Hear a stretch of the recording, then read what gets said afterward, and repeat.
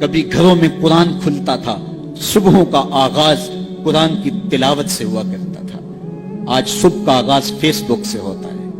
کبھی گھروں سے قرآن پڑھنے کی آواز آیا کرتی تھی، آج پاپ میوزک کی صدائیں سننے کو ملتی۔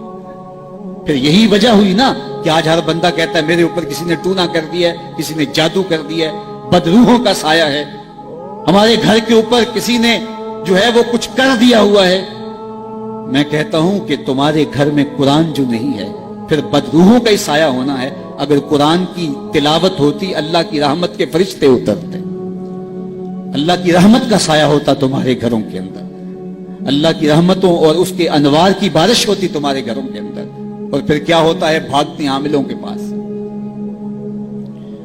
اور عامل تو کہے گا کہ تجھے کچھ نہیں ہے، کتاب اللہ سے دوری کا نتیجہ ہے، بد عملی کا نتیجہ ہے، دین سے اعراض کا نتیجہ ہے، تو پھر اس کا تو کاروبار وہیں ختم ہو گیا۔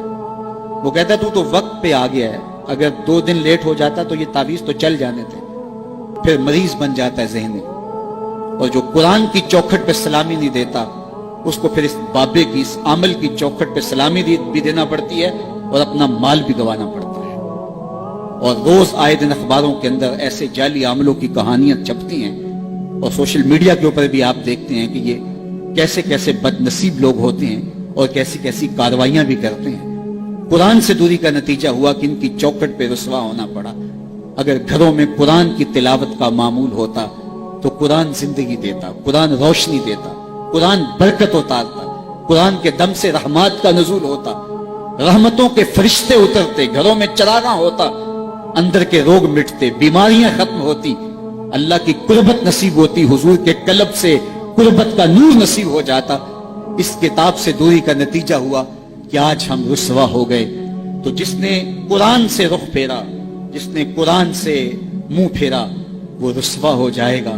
قیامت کے دن رسول اللہ صلی اللہ علیہ وآلہ وسلم اللہ کی بارگاہ میں یہ شکایت کریں گے۔ سورہ الفرقان اٹھائیے، وقال الرسول یا رب ان قوم اتخذوا هذا القرآن مہجورا۔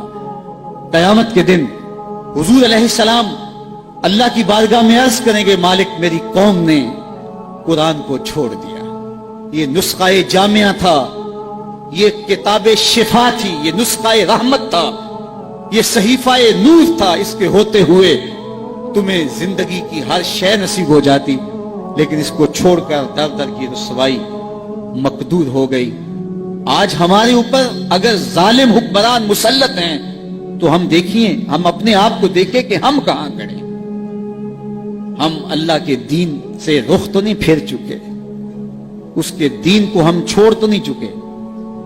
جس نے قرآن سے اعراض کیا پھر اس کی معیشت تنگ کر دی جائے گی، اس کی زندگی تلخیوں سے بھر دی جائے گی، سب کچھ ہونے کے باوجود زندگی میں سکھ نہیں ہوگا، سامان راحت تو ہوگا، راحت نہیں ہوگی، دولت تو ہوگی لیکن دولت سے حاصل ہونے والا سکون اور نفع اسے نہیں پہنچ پائے گا، ہر وقت تلخی کی زندگی بسر کرے گا جس نے قرآن سے رخ پھیر لیا۔